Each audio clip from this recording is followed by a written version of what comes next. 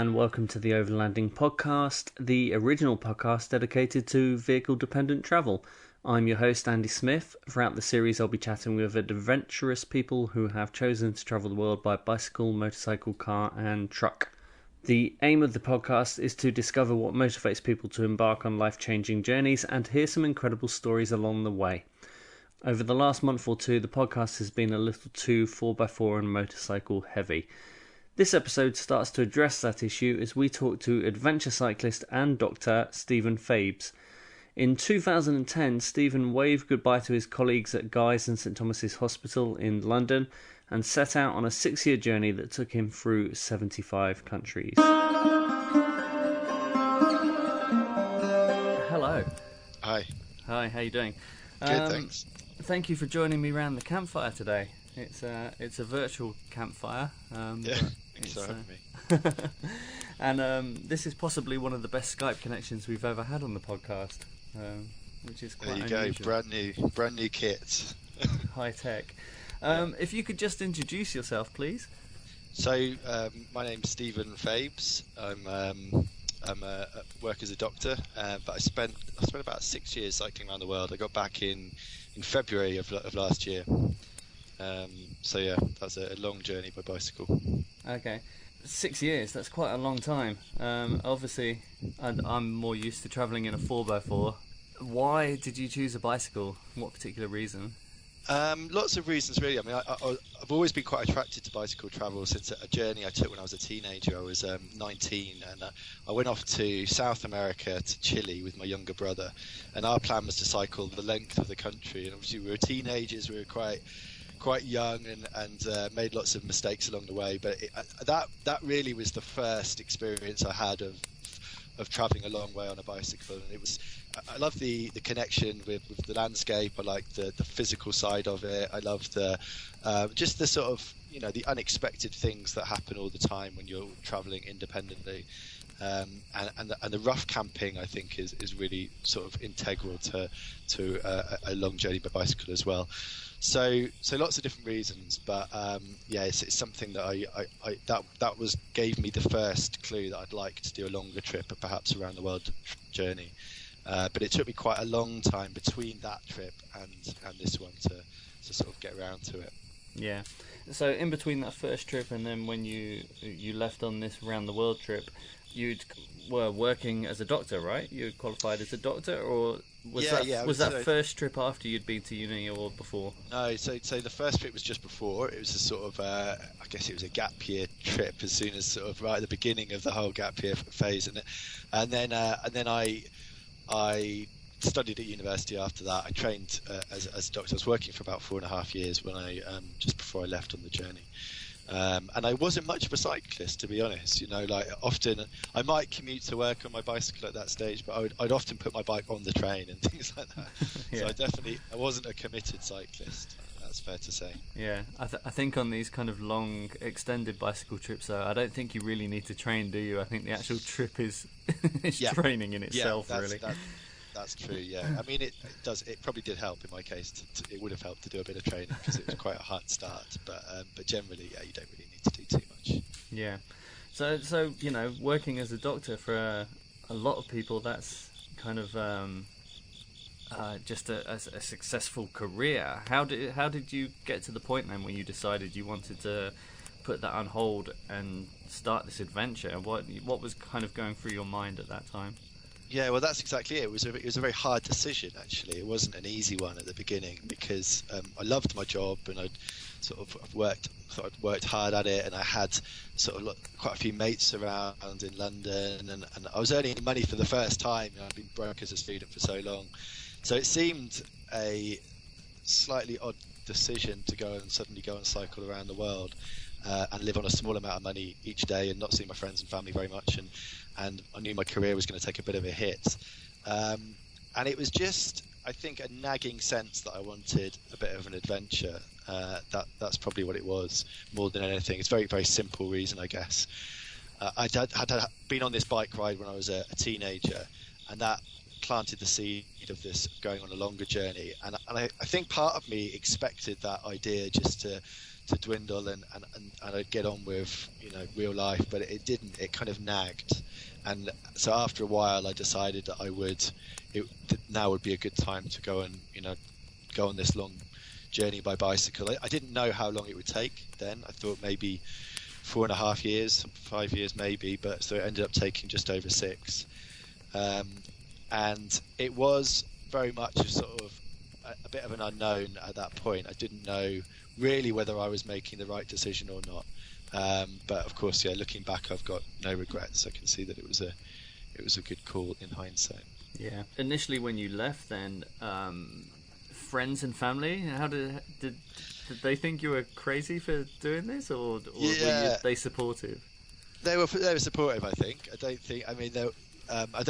Almost everybody was supportive. I had the odd consultant in my hospital who would be a bit like, what are you doing that for? But generally, people were on board and were interested to sort of follow the blog and that kind of thing. Yeah. So lots of support. I think typically when people kind of announce that they're going to do trips like this, I think close friends and family have an inkling or a good understanding of the nature of who you are anyway. And if you've done previous trips with your brother, for example, your family are probably aware that you're probably quite adventurous, or so. Yeah, it's less of a surprise, I think, to them sometimes. I guess so. Yeah, I in that period between the first journey I did on the bicycle, I was travelling by other means, often by public transport, and trying to go to sort of places that are a little bit off the radar, but so I think there was a sense that I was kind of being drawn towards something like a round the world bike ride. I think I definitely felt that. Yeah. At the time. I think I read on your website somewhere that you'd done quite a bit of hitchhiking and stuff as well. And yeah, that's right. Yeah, as a kid, it was definitely that sense of the unexpected and just wanting to sort of immerse yourself in unfamiliar places and situations. And that for me as a kid, it was like grabbing a bit of cardboard and going down to the local roundabout and hitchhiking and not really knowing where I was going to end up, or sometimes having a plan, but often not, and just getting a real kick out of that. So I think it's definitely something that's probably hardwired, that sense of wanderlust, I think. Yeah. And then, so when you left then, where did your route take you? So I started off on the 5th of January 2010, and it was quite a dramatic start, I guess, looking back at it now, because of this self-doubt that I talked about at the beginning of not really having being much of a cyclist, and having doubts about whether I should be leaving my job and my friends and that kind of thing. I didn't get very far. I left from outside my hospital, which is St Thomas's in central London, and I cycled down to the pub, and I was there for about 4 hours, wondering what I got myself into. And then eventually I called some friends up, and they all turned up to the pub and basically pushed me out of the pub onto my bicycle. And at that stage it was getting dark. So I didn't make it very far. It's my first day of cycling around the world. I got to Bexley Heath. Found a bed and breakfast there, and I was exhausted after 14 long miles and hadn't done any training before I left. And the next day was record snowfall across the country. It was the start of the coldest European winter in 31 years. And about 8,000 schools were closed across the UK, and that meant a lot of kids were having snowball fights. So I was attacked for about 100 miles as I cycled out of the UK by large groups of school children with snowballs. So it's definitely a very memorable start to the journey. So that was leaving the UK. I got to Dover, took the ferry to France, and then I headed off across Europe. Tried to cross the Alps, which was pretty brutal because it was such a cold winter, that 2010, early 2010, and it was I was really quite miserable because it was just minus 20 inside my tent, and I didn't really have the right equipment, and wasn't, even though I'd prepared for 2 years, I hadn't done the right kind of preparation really. So it was a tough beginning, and I got almost over the Alps, and then I capitulated and went down to the south of France, and I started cycling through the south of Europe. Mm. And very early on then, so you were talking about kind of doubts before you left the UK, but surely those doubts must have been reinforced a little by the having to endure the freezing temperatures.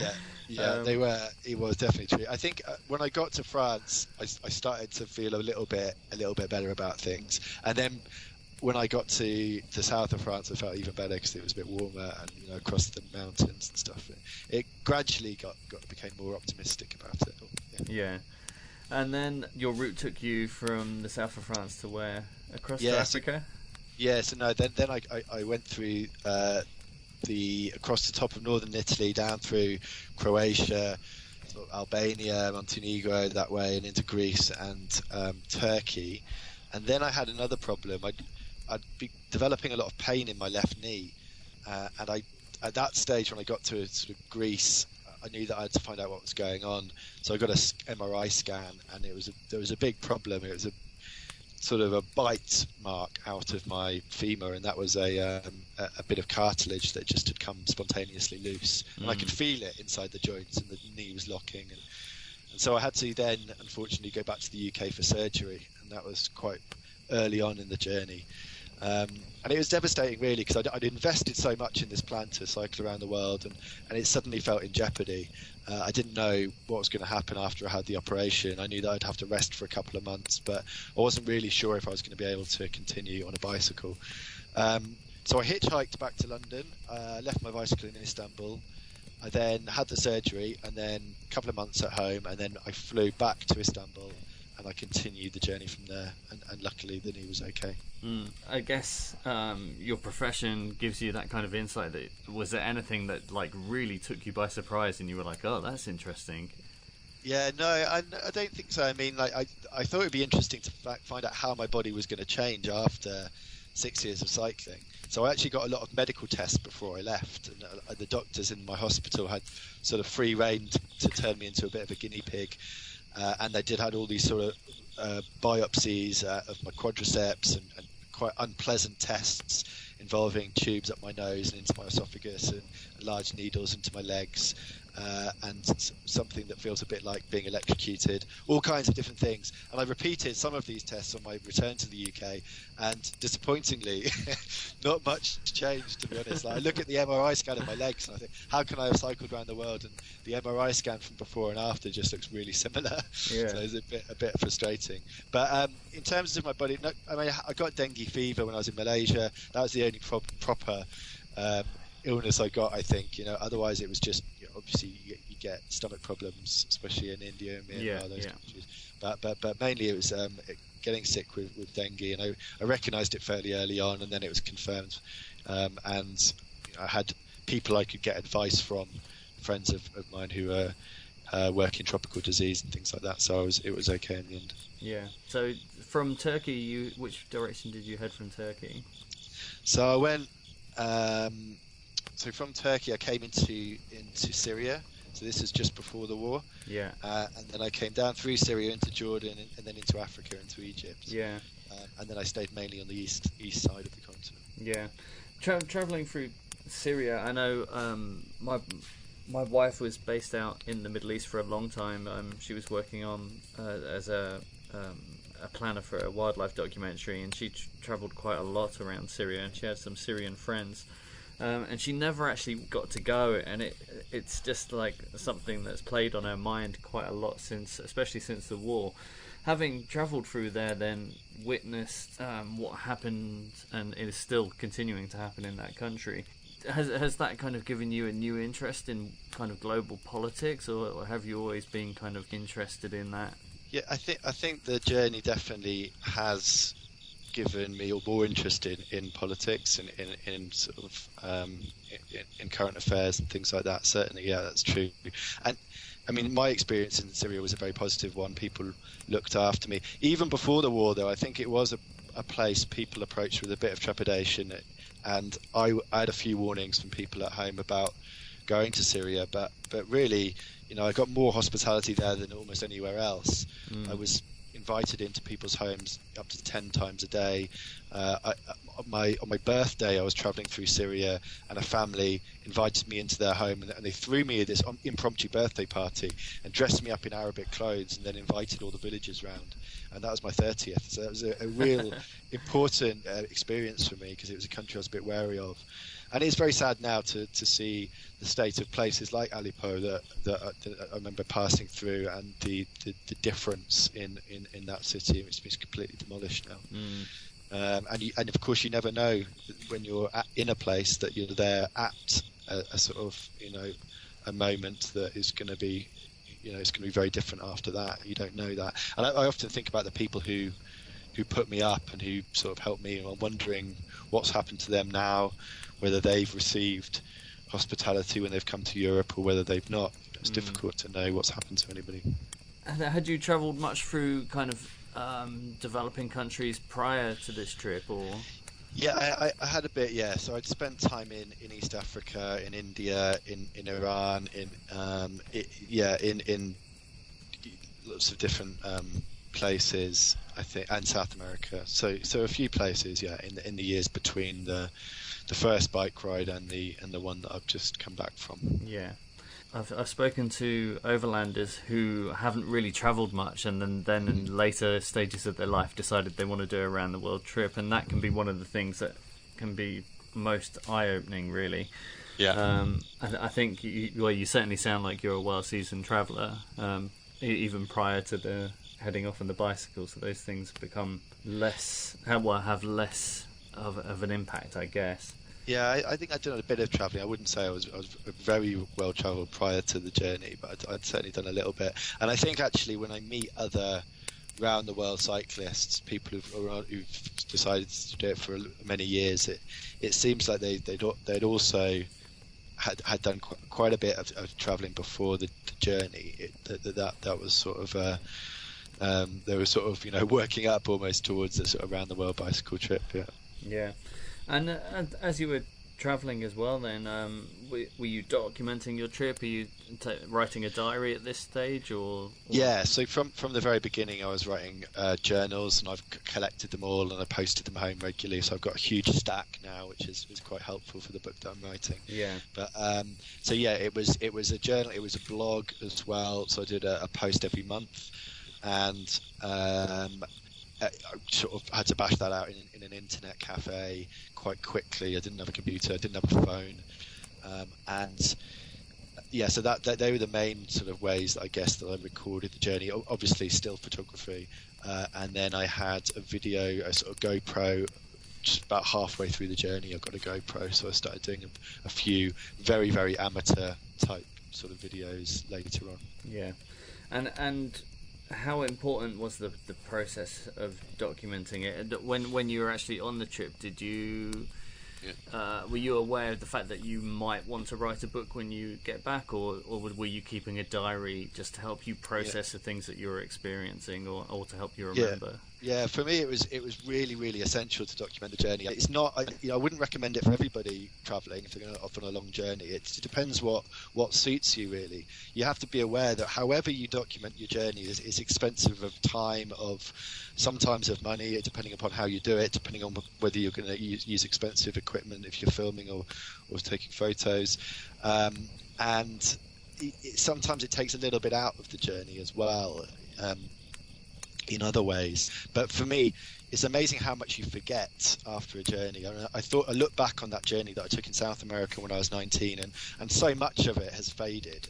And I rode similar roads, or some of the same routes, 12, 13 years later, and I'd forgotten most of it, and that really scared me. And I think I became a lot better at documenting the journey as I progressed. I don't think I can write a book about Africa now because I wasn't detailed enough. I didn't have enough. I put a few thoughts and feelings down, and I cycled from here to here or whatever. But I think if you're going to write a book about your journey, you've just got to be so dedicated to the detail, and that's what travel writing's all about. You really need to get the detail down there, and any fleeting thoughts or or ideas that you have, you need to get them down straight away. So that's my advice for anybody really, if they were going to go off on a long journey, is keep a journal, but keep it close to hand, and just be really pedantic about documenting everything. And as I got through the journey, I got better at that. So the book that I'm writing is going to be the last 2 years about cycling through Asia, and I was much better with keeping detailed diaries during that time. I certainly don't want to stereotype, but doctors have a reputation of not having not very neat handwriting. Yeah. Did you find your handwriting got smaller and smaller to make the most of the paper? It's awful. Yeah, my handwriting's awful. This is another good tip, though. I would say, I found that if I was at the end of the day when I was really knackered, if you write a journal, it's just rubbish. You just read about it later, and you don't know quite where your brain's at if you've done 150 kilometers and you've done lots of mountains and you're tired. So it makes no sense. So and it's often illegible. So what I would get in the habit of doing was, the next morning with a coffee, I'd sit and write the journal in my tent, and sleep's got a great way of kind of cementing your memories as well, and I think so that always was a better way to record the journey. When I had a clear head at the beginning of the day, I'd think about what had happened previously rather than at the end of the day. Yeah. And so as you were traveling as well, then you mentioned then that you were sat in your tent. Were you sleeping in the tent pretty much every day, or were there times when you kind of took a break, and were you traveling continuously, or would you stop somewhere for a week and just kind of recuperate? Because it can be incredibly tiring moving every day, and I'm kind of saying that from the point of view that I sit on my arse in a car all day long. And I can't imagine how that's exhausting. tiring as well, isn't it? Yeah. Well, it is. I find sometimes bus journeys more tiring than cycling, because you're crammed in. But so I camp most nights. I would say I probably 7 out of 10 nights, something like that. 6 out of 10 maybe. Mostly rough camping, very occasionally a campsite. And I really enjoyed that aspect of the journey, the wild camping, but also the sneaking around and camping in the edgeland and behind car parks and highways and in the waste grounds and stuff like that. That was something that really appeals to me about that sort of feeling that you're stalking around a place, feeling a bit outsider-ish. So I did that quite a lot. And in terms of how often I was moving, well, I treated it a bit like a job, really, in terms of I'd be riding probably for about 5 days, and then I'd have a couple of days off. But it would depend where I was, and I reckon about every month I'd have a week off in one block, and then very occasionally I'd have a couple of weeks off if I had stuff to get sorted. The rate of my travelling slowed down as I got through the journey, because I ran out of money after about 3 years. So I had to earn money as I travelled, and that was then I had to take days off to write articles for magazines and to sometimes to give talks and things like that.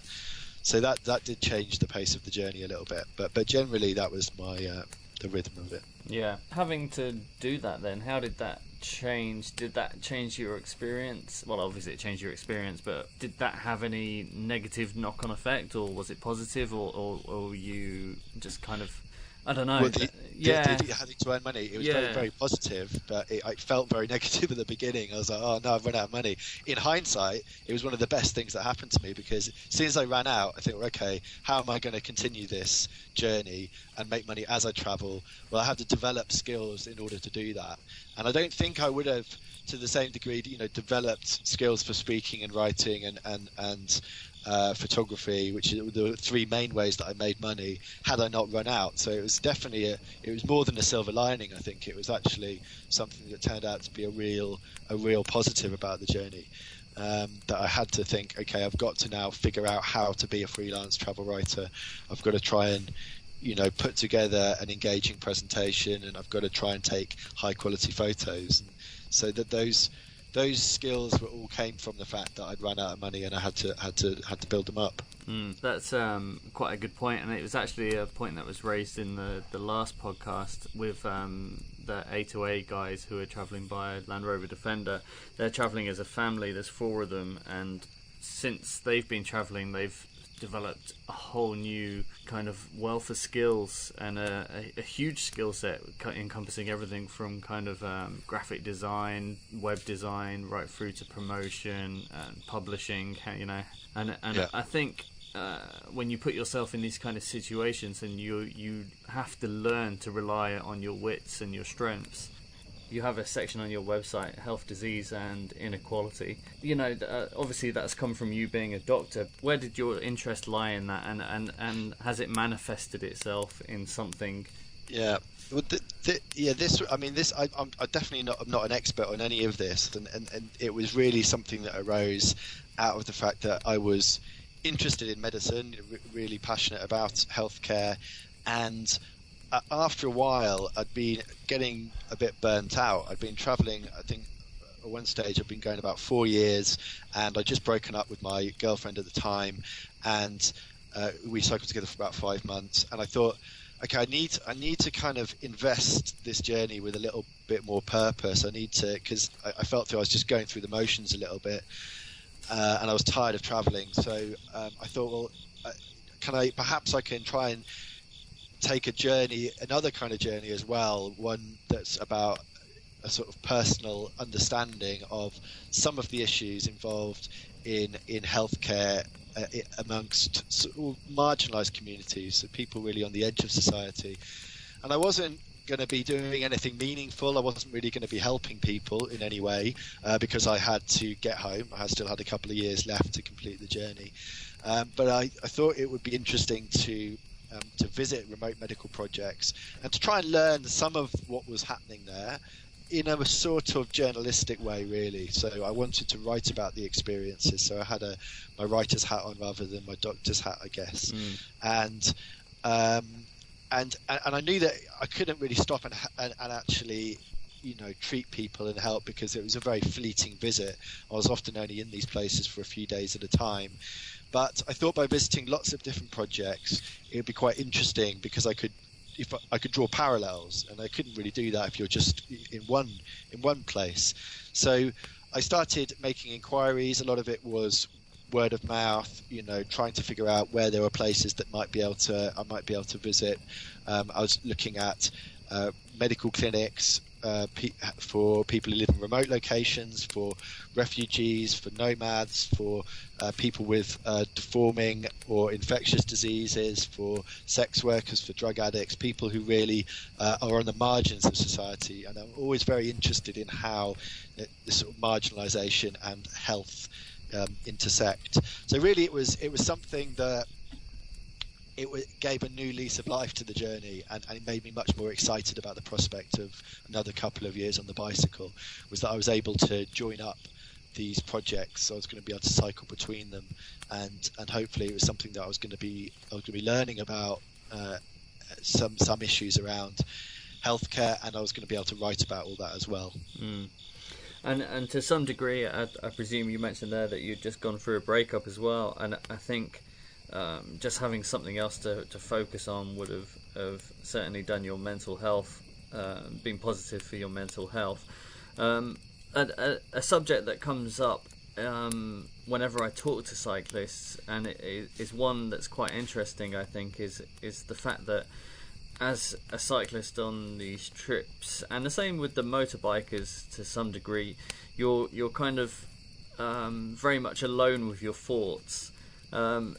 Did you go through any kind of dramatic changes in your kind of mental health, or is it something that you're quite comfortable being on your own for kind of long periods of time?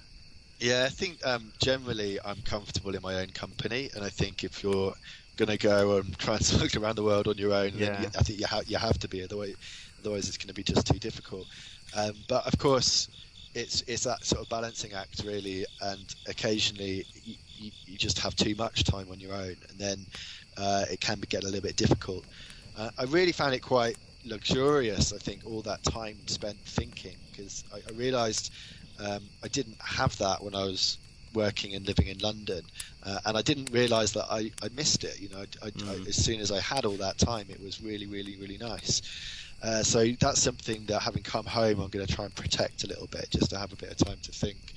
And cycling is a very thought-provoking activity. I think there's something about the sort of, revolving pedals, and sort of, your brain seems to sort of revolve as well. It's quite nice. So I liked having a lot of that time. But then, if I had too much time on my own, too much time to think, then I would often try to listen to podcasts, actually, or to listen to music, and that would switch off that voice in your head for a little bit, and it made things a lot easier.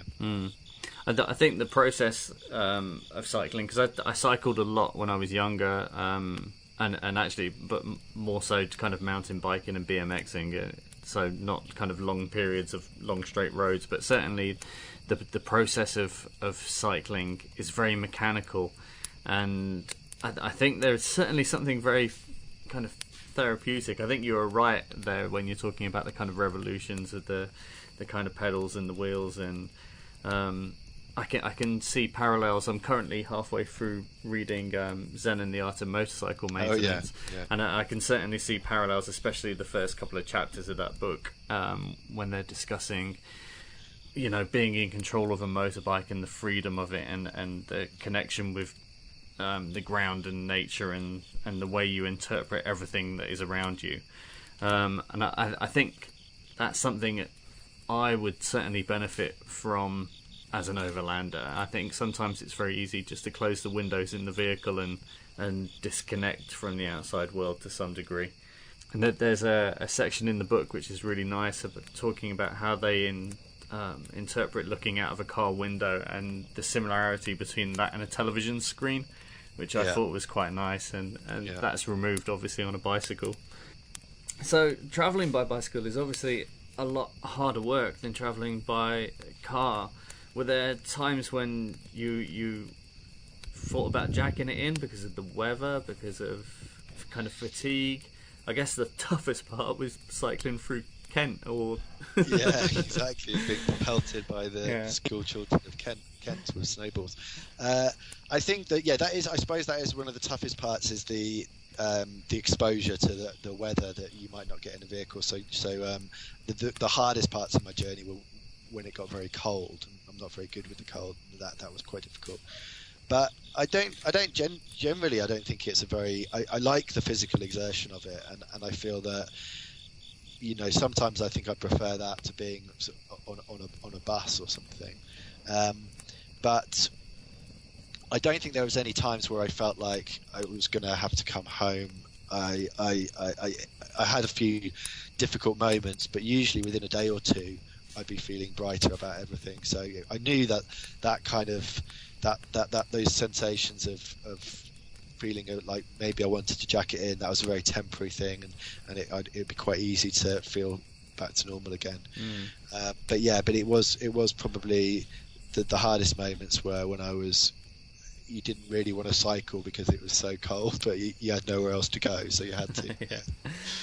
I think the kind of idea of it's very easy to outrun weather on a motorbike or on a car, and there's certainly been times when we've seen storms kind of blowing in, and it's like, okay, let's just change our plan, let's just aim for a couple of hours further down the coast and dodge this storm.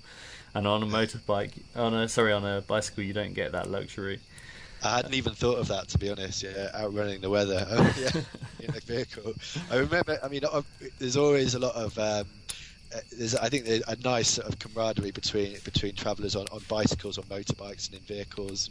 And often in Africa, I was meeting up with a lot of overland drivers and sometimes camping with motorcyclists. But I'd always find it a bit difficult when like the motorcyclists would get out and they'd be getting out the honey and everything, and I'd be like, well, I just can't carry all this food because it's just far too heavy for me, and it would just seem like a sort of a slightly extra level of luxury that I got quite jealous about sometimes.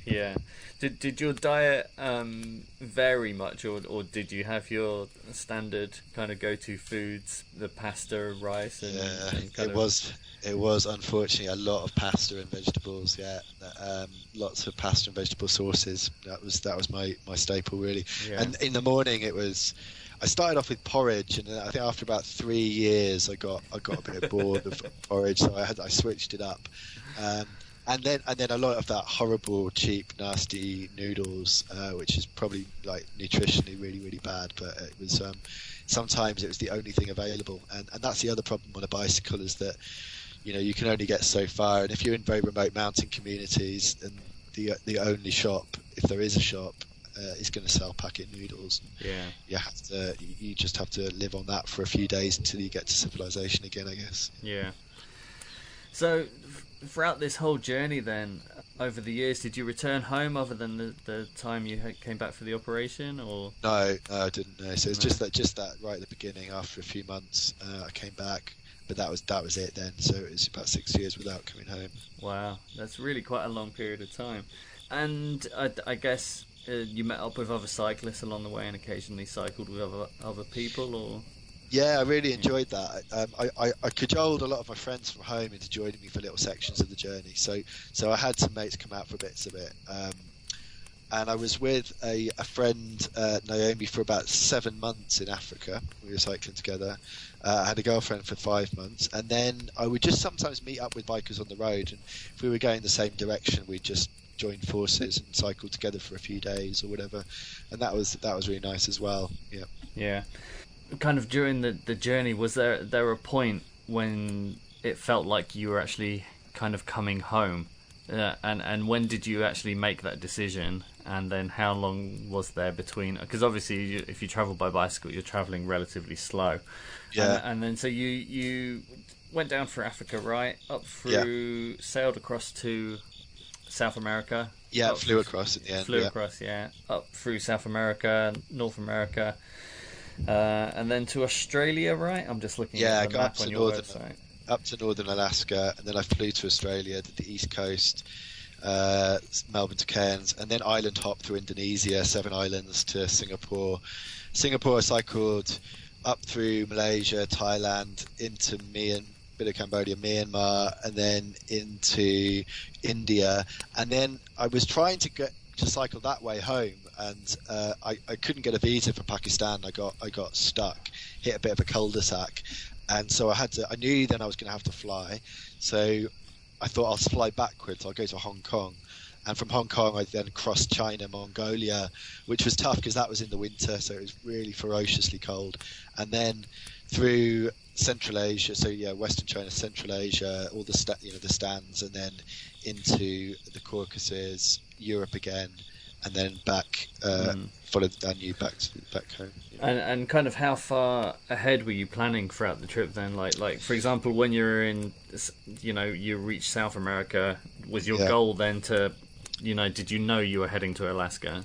Yeah. So the order of the continents was roughly was the same as what I set out to do, and so it kind of had to be in terms of the weather, because you want to be in Sudan in the you don't want to be there in the summer, and doesn't really matter when you're in South Africa, but in South America you want to get summer and summer in the south of Patagonia, in the north of Alaska, and so extremely fast bikers might try that in 6 months. I don't know if there's many of those. Most people will take a year and a half, but they'll tag on a little bit of time so that you can do the beginning of the summer and then the end of the summer, so it'll be a bit longer. And then occasionally you do it in 2.5 if you want to do a bit more of a meandering route.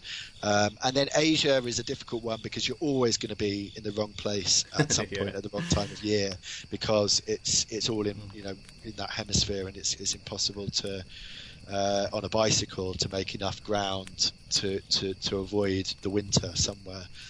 And I felt a lot like I'd messed that bit up, because I felt like a kind of unlucky cartoon character with a rain cloud over my head, because I cycled with the wet season for 9 months, culminating in Cherrapunji in India, which is the wettest place on earth, during the monsoon. And it was really quite miserable. It has about 12 meters of rainfall a year, and everything was rusting. My bicycle was rusting, my clothes were moldy. It was water was getting in everywhere because it was torrential almost every minute of the day. But but I eventually got through that, and then, as I said, the cold winter in Mongolia, and then got home. So yeah. And how did you deal with that in Mongolia as well? Because also there's what year would you have been there? That one must have been 2014. Yeah, that's what the 2015, I think. Yeah. At the beginning, right at the beginning of 2015. Yeah. Is that right? Oh, yeah, that's right. And it was very hard. I mean, the temperature was minus 35 at night. I was camping.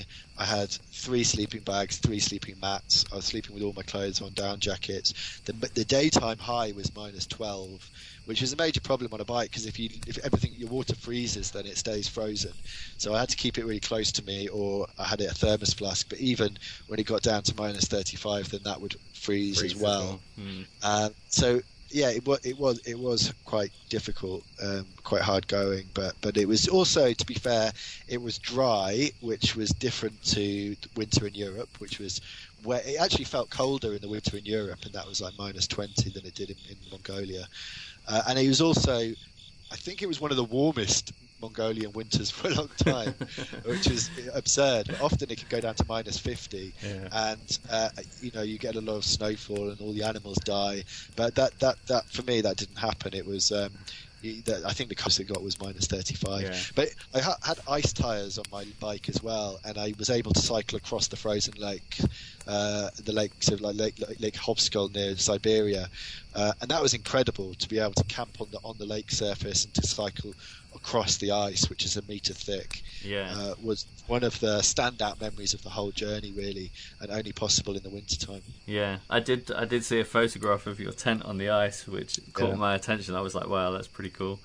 And the conditions as well. We were there in 2012, and I think since then the Chinese have invested quite a lot of money, kind of expanding the road network across Mongolia a little at least. But I know a lot of it is still unpaved. Was that problematic? Because I did see on your website you had a close relationship with someone called Old Patchy, if I remember correctly. Old Patchy is one of the inner tubes, my favourite inner tube that I patched up like 23 times, I think. And I found him a little bit difficult to let go because I got quite attached to my kit. But yeah, Mongolia was a difficult place to ride in terms of the roads. You've got a small, if you look at a map, you've got a small sort of red spider around the capital, which is the paved road network, and then almost all the rest of the country is unpaved. And yeah, I mean, the Chinese have invested in roads, but mainly that's for mining, so that they can benefit from Mongolia's natural resources. So, but still, most of the country remains unpaved. The road network, so difficult.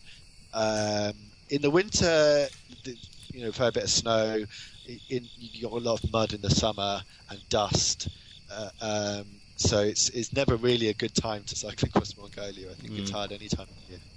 Yeah, and then from there, you kind of headed into Central Asia a little bit. There was something else that caught my eye on your website, which was you towed a rollerblader across Uzbekistan.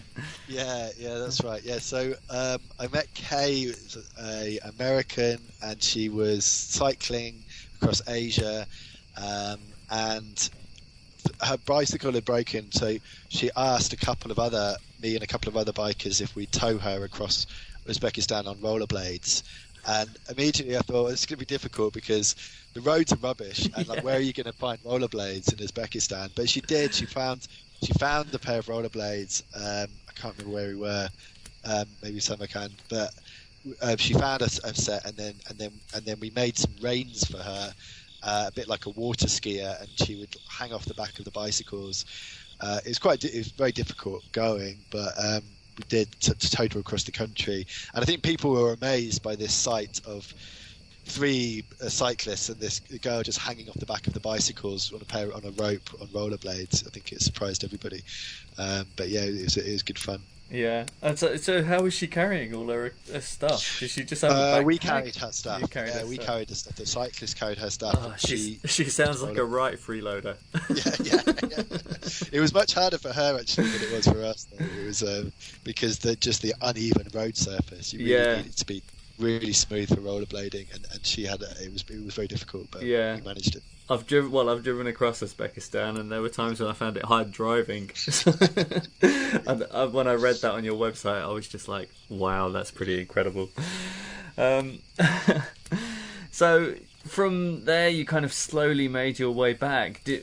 Was there an awareness that you were obviously heading home, and what kind of, how did you feel mentally? Were you ready to return home at that point? Yeah, definitely ready. As I say, I was burnt out after 4 years, but by the time I got to 6, I was definitely keen for home, and I'd had a lot of time to think about what it was going to be like to come back. But I don't think you can ever really be prepared for it. And I found, to be honest, it was great coming back. I had a big celebration when I came home, and then that started the journey of trying to rejoin my profession, which was always going to be difficult after so long out. But I've enjoyed it. I've enjoyed getting to grips with the book and sort of getting my head straight, basically. I think one thing you mentioned there, and one of the reasons why I enjoy speaking to cyclists, although you lot are a hard lot to pin down, it's difficult to track cyclists down to find to interview. But one thing that I find fascinating is just questioning cyclists about the differences and analysing what they do. And one thing you mentioned there is that you had a lot of time to think about returning home, and obviously you're travelling at a much slower rate. And that's a subject that my wife and I have found quite difficult. We had to return home once from Mongolia really quickly in 2 weeks when we found out both my parents were ill. And then we returned home quite quickly from Malaysia at the end of our trip, and we basically shipped the car back and then jumped on an aeroplane. And it was something that we hadn't prepared for at all, or even remotely considered, and to return home has been one of the hardest things. And it's funny because before a trip you spend so much time preparing, and it's all to do with planning, and there are obviously going to be unknowns, but this is one thing that is, it's a definite. At some point you're going to want to go home, but it's something that no one seemingly plans for. And I think that's a huge difference between if you're on a bicycle, you're heading home, so you have a lot of time to think about it. How have you found kind of integrating back? Because 6 years is a long time. Yeah, it's been okay. I mean, I think it would have been difficult if, had my trip at some point in the middle, I had to come home in the middle of it. That would have been really hard. Absolutely, I can certainly sympathise with that. But coming home, I don't really think I can moan at all, because this is the price you pay, isn't it? There's always you're gonna have a bit of a price to pay for going off for 6 years. And I'm sometimes asked this after talks. How can I go on a long bike ride and quit my career? Well, in actual fact, you just have to weigh it all up, don't you? You have to say, well, I'm prepared to make a few sacrifices, which is going to be that my career is going to take a bit of a hit, that financially it's not going to be a very good idea, that perhaps I'm going to damage friendships by being out of the country and not seeing people for a very long time, and this is all part of the price. So I just think that you have to just swallow it, really, and you can't moan too much about it, and you just get on with it. And I think one of the big challenges was coming back to work. If you're not practicing regularly as a doctor, then it takes a long time to get back up to speed. And I mean, I don't mean to say that I was putting the public at risk, but I had to do a lot of I had to do a lot of reading and shadowing first, and it was a gradual process before I was back working on the wards and in A&E. So that's always going to be tough. And then But overwhelmingly, it's been a positive experience, actually. Being reunited with friends I hadn't seen for a long time, getting to grips with the book that I was really excited to begin as soon as I got back. I was actually even started it on the road as I was crossing Europe. So, mainly it's been a very positive experience, but there are things I miss about the journey. I think, particularly living outside, I think the sort of unexpected quality to every day, where you don't know where you're going to sleep that evening. I really relished that. I never really planned where I was going to put my tent up. I just get to the end of the day and figure it out, and that's something I miss more than anything else, I think. And yeah, that's interesting, because that's I think that's one element that quite often would fill a lot of people with dread, is that level of unknown, really. And I think you have to certainly be adaptable or have the right kind of nature to be able to do that. And I think sometimes it's very brave of people to set off on these trips if they haven't done anything like that before, because you don't actually know whether you can actually deal with those kind of things. And it's nice to hear that you missed very similar things to what my wife and I miss, really. Yeah. Did you find that kind of living in this kind of minimal, stripped down way, and this again, I apologise to our listeners, because this is something that we've talked about to various people over a course of several podcasts, but did you find that kind of living in a very minimal, stripped down kind of way has given you a new perspective on how you want to live the rest of your life? Yeah, I think so. I mean, that is definitely part of the appeal is simplifying your life so that you don't, on the road, you don't really make any important decisions. I just decide where I need to go, what I'm going to eat, where I'm going to sleep, and I don't carry very many possessions with me. And yeah, that was a really nice aspect of the journey, definitely. And I think I want to say that things won't be that complicated, but I think you do. I think inevitably when you come back and you rejoin life, then life always becomes more complicated. And I think I will be keen on going on other adventures, and on those occasions I'll definitely do it as simply as I can, I think. Yeah. And just to go back to your book, is that something I'd like to talk to you about as well? I've looked through a fair bit of your website and read some of the blog posts, but I certainly haven't submersed myself in it as much as I'd like to, and I'm certainly going to go back to it and read through your blog posts. I think you have an incredible way of writing, and which is incredibly entertaining. Oh, great! Yeah. And so kind of, what's your kind of end goal for the book then? Why did you feel the need that you wanted to get it all down? Was it again for yourself, or do you want just to kind of get it out there and share it? Yeah, I think always a combination. As I got through the journey, I became more and more interested in writing, and the challenge that was of describing situations and scenes, and entertaining people a bit as well. And I think I sort of got better and better because I read more books. I became really obsessed with reading, and I was getting through probably a book a week for the last couple of years of the journey, and that definitely improved the writing. And then I was making a living through freelance travel writing, so I was writing for lots of different magazines as I moved through. So yeah, really excited to get, and it's the book's quite a different deal to the blog, which was something I had to bash out relatively quickly without too much polish in internet cafes.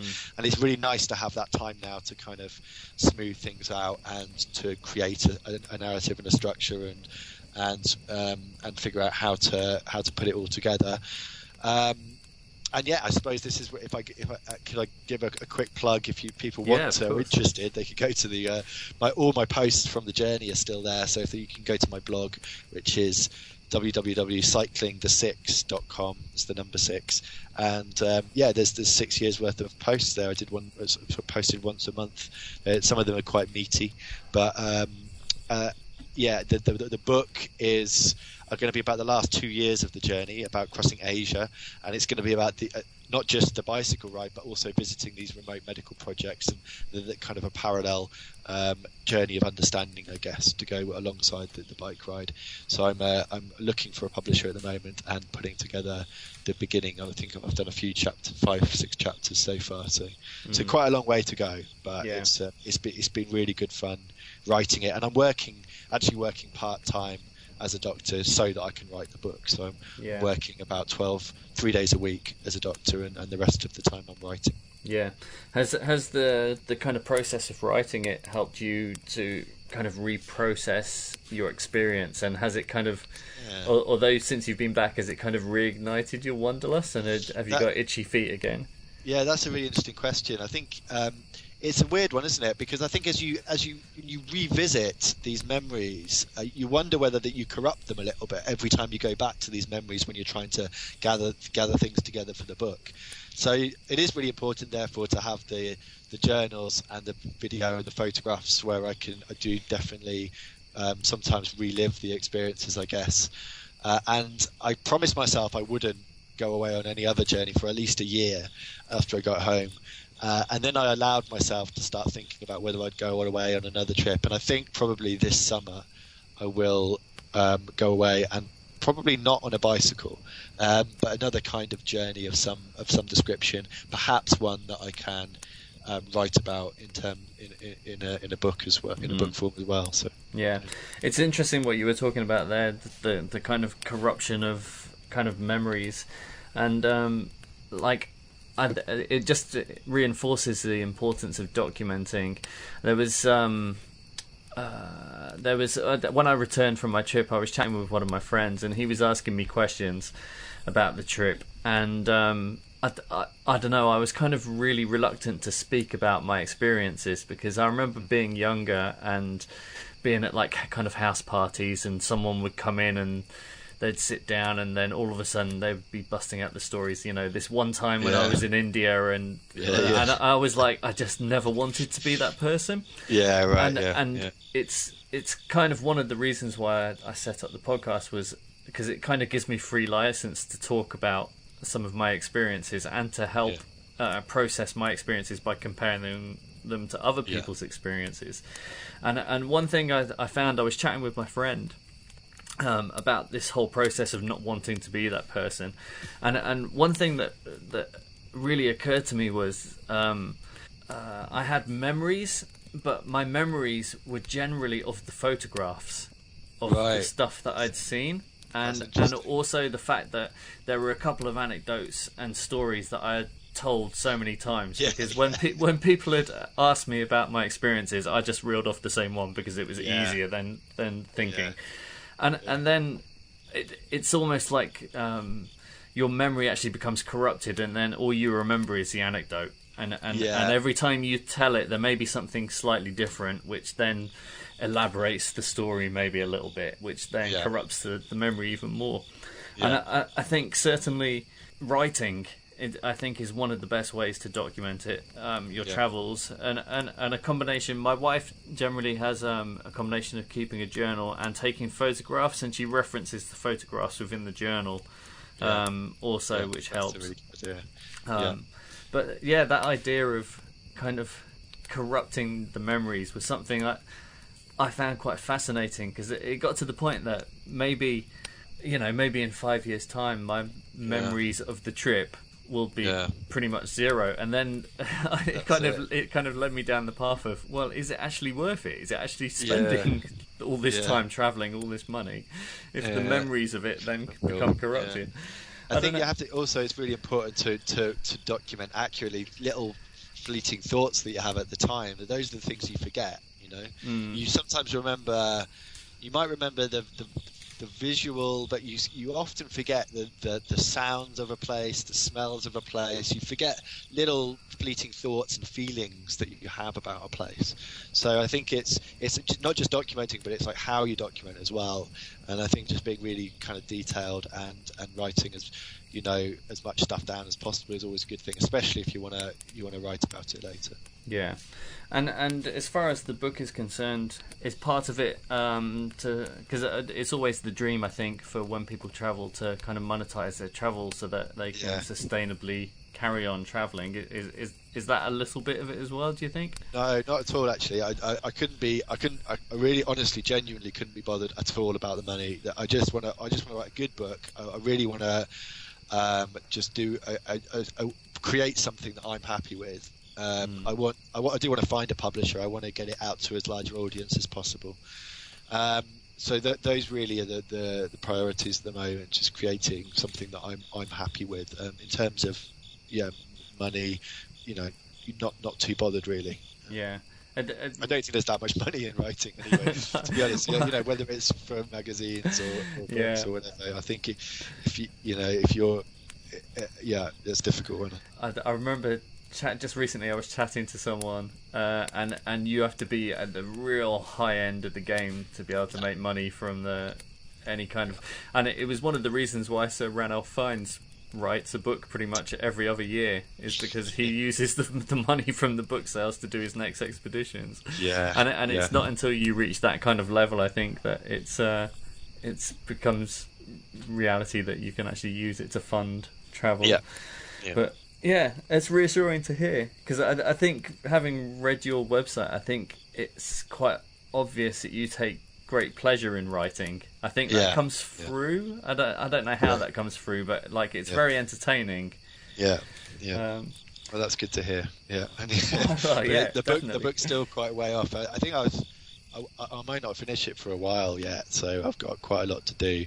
But if anyone is interested, on my website there is a little button which is sort of keep me updated about the book, and you basically put your email address in there, and when I eventually finish it, when it eventually hopefully finds a publisher or finds its way somehow onto the shelf of a shop, then you will get an email from me just reminding you that it's out there. So and I will also put all those links as well on our website in the show notes so that people can find them. Okay, I'm aware that's probably about an hour, and that's absolutely flown by. Thank you very much for taking the time to talk to me. Thanks very much. I really enjoyed that, and I'm sure our listeners will check out your website, because it's certainly an entertaining read. I really enjoyed it. That's great. Thanks very much. We barely touched the surface of Stephen's epic trip. An hour really isn't long enough to encapsulate the enormity of what he's experienced. Having spent some time reading through his website, I for one really can't wait for him to finish his book. Out of the myriad of subjects discussed within the podcast, the one that has stuck in my mind is the conversation we had towards the end. I think speaking to Stephen has reinforced my belief that it is vitally important to document your trip. As we discussed in the podcast, it's not always easy, but discipline in doing so is imperative. Anyway, if you've enjoyed what you've heard today, please contact us and let us know. You can also show your appreciation by subscribing and reviewing us. Writing us a review really does help boost our podcast up the listings. We love hearing feedback on how we might improve the show, and we'd like to hear your opinion about the subjects we might cover in future episodes. So please get in touch via our website, www.theoverlandingpodcast.com, where you'll also find links to all our social media channels and bonus material relating to each podcast. If you're an overlander yourself and have an interesting story, we'd love to hear from you. Email us at aroundtheworldin800days@mail.com. Please like, share, bump and give us a thumbs up along the way. As usual, many thanks for joining us around the campfire. Join us again next week. That's it for this week. Goodbye.